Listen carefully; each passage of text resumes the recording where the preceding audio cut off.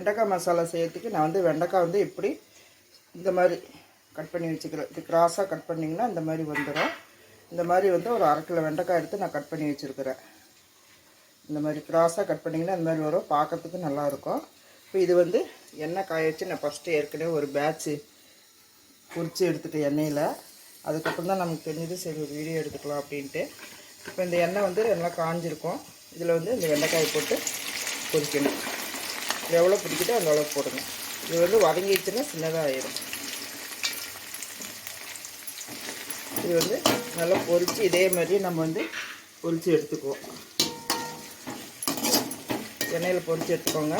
நான் வந்து இதே மாதிரி எல்லா வெண்டைக்காயும் பொரிச்சிட்டு உங்கள்கிட்ட காமிக்கிறேன். இப்போ பாருங்கள், எல்லா வெண்டைக்காயும் வந்து நல்லா நான் வதக்கி எடுத்துட்டேன். இந்த மாதிரி கொஞ்சம் பச்சை கலராக இருக்கிற மாதிரி எடுத்துருங்க. நான் ஃபஸ்ட்டே எடுத்தது கொஞ்சம் நல்லா வதங்கிருச்சு. இந்த மாதிரி பச்சை கலராக எடுத்திங்கன்னா பார்க்குறதுக்கு நல்லாயிருக்கும். இதுக்கு வந்து நம்ம வந்து ஒரு மசாலா ஒன்று ரெடி பண்ணணும். அதுக்கு 1 டேபிள் ஸ்பூன் நடக்கடலை, 2 டேபிள் ஸ்பூன் தேங்காய் துருவல், ஒரு 15 பூண்டு பல், ஒரு சின்ன துண்டு இஞ்சி, 1 இன்ச் அளவுக்கு, இந்த அளவுக்கு 1 இன்ச் அளவுக்கு இஞ்சி நல்லா தோல் சீவி கழுவி கட் பண்ணி வச்சுக்கிறேன். 1 கொத்து கருவேப்பிலை, 1 ஸ்பூன் சோம்பு, 1 ஸ்பூன் சீரகம். இதை வந்து நல்லா கொரகொரப்பாக தண்ணி இல்லாமல் அதோட இதெல்லாம் போட்டு நம்ம அரைக்கணும். 1/4 ஸ்பூன் மஞ்சத்தூள், 1 ஸ்பூன் மிளகாத்தூள், 1 ஸ்பூன் 1/2 ஸ்பூன் மிளகாத்தூள், 1 ஸ்பூன் தனியாத்தூள், 1 ஸ்பூன் சீரகத்தூள், 1 ஸ்பூன் கொஞ்சம் கம்மியாக 3/4 ஸ்பூனு கரம் மசாலா. இப்போ வந்து இது எல்லாத்தையும் ஒன்றா போட்டு கொஞ்சம் ஒரு சுற்றிட்டு அதுக்கப்புறம் கடைசியாக எடுக்கும்போது இந்த பொடியெல்லாம் போட்டு ஒரு சுற்றி எடுக்கணும். இது நான் வந்து அரைச்சிட்டு வந்துடுறேன். இப்போ வந்து மசாலாலாம் நான் வந்து அரைச்சிட்டு வந்தாச்சு. இப்போ வந்து அடுப்பத்தை வச்சு ஒரு கடாயை வச்சு அதே எண்ணெயவே ஊற்றிருக்கேன். கொஞ்சம் எடுத்துட்டு மிச்சம் வந்து ஒரு 2 ஸ்பூன் எண்ணெய் ஊற்றி வச்சுருக்கிறேன். இது வந்து காஞ்ச எண்ணெய் தான். இதில் வந்து 1 ஸ்பூன் நம்ம சீரகம் போட்டுக்கலாம்.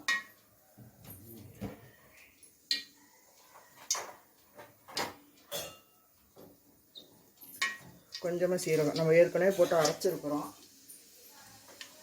அதனால் 1 ஸ்பூன் போட்டால் போதும். இப்போ இதுலேயே நம்ம வந்து இந்த அரைச்ச மசாலாவையும் போட்டுக்கலாம்.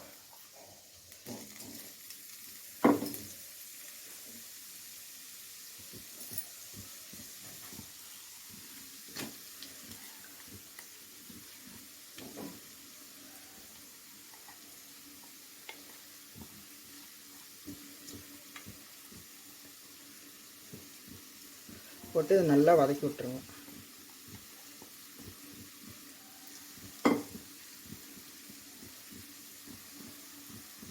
இதில் கொஞ்சமாக கொத்தமல்லி, வீடியோ ஆன் பண்ணாமே நான் கொத்தமல்லி கட் பண்ணிட்டேன். இதில் கொஞ்சமாக கொத்தமல்லியும் போட்டு கொஞ்சம் உப்பு போட்டு நல்லா வதக்கி விடுங்க. தண்ணியில் எதுவுமே ஊற்றக்கூடாது. அரைக்கும் போதும் தண்ணி ஊற்றக்கூடாது, நம்ம வதக்கும் போதும் தண்ணி ஊற்றக்கூடாது.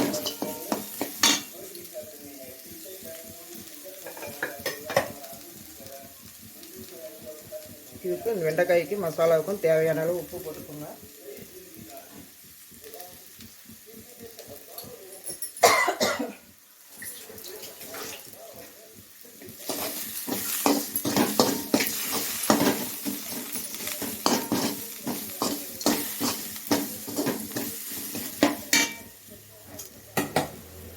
இப்போ நம்ம வந்து வதக்கி வச்சுக்கிறோம் இந்த வெண்டைக்காய் போட்டுக்கலாம்.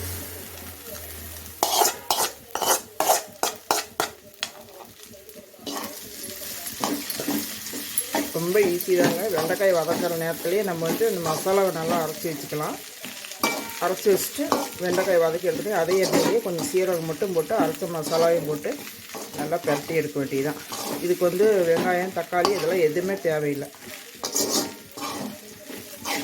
நல்லா பரட்டி எடுத்துட்டு கொஞ்சம் கொத்தமல்லி போட்டு இறக்கிட வேண்டியதுதான். இப்போ பாருங்க, நல்லா வதக்கி விட்டுட்டேன். நம்ம சிம்மில் வச்சிங்கன்னா நம்ம எண்ணெயில் பொரிச்சோம்ல, அந்த எண்ணெயெல்லாம் இதில் மேலே கசிஞ்சு வந்துடும். இந்த உப்பு எல்லா பக்கமும் பரவிடும். இது வச்சு குத்தாதீங்க. இப்படி வச்சு இப்படி தடவி கொடுத்தீங்கனாக்கா அந்த உருவம்லாம் அப்படியே தெரியும் நம்ம என்ன காய் போட்டிருக்கோம் அப்படின்ட்டு. ரொம்பவும் சன்னமாக கட் பண்ணிங்கன்னா உடஞ்சி போயிடும். இப்போ நம்ம வந்து கொஞ்சம் கொத்தமல்லி கடைசியாக கொத்தமல்லி போட்டு நல்லா கிளறி ஆஃப் பண்ணிட வேண்டியது. ரொம்ப சிம்பிள். ஒரே மாதிரி செய்யாமல் இந்த மாதிரி கொஞ்சம் வித்தியாசமாகவும் செய்யலாம். வெண்டைக்காய் பொரியல், வெண்டைக்காய் சாம்பார், வெண்டைக்காய் கூட்டு இந்த மாதிரி செய்யாமல் இந்த மாதிரி ட்ரையாகவும் நம்ம செஞ்சு வச்சுக்கலாம். நல்லாயிருக்கும். கொஞ்சமாக போட்டுக்கோங்க. நான் எல்லாத்துக்கும் கொத்தமல்லி நிறையாவே போடுவேன், நல்லா தான் இருக்கும்.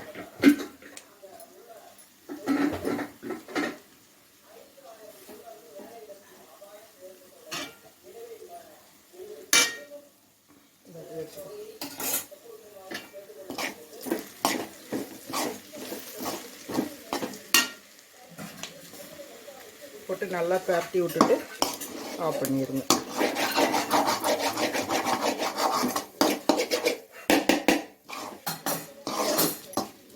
அவ்வளோதான்.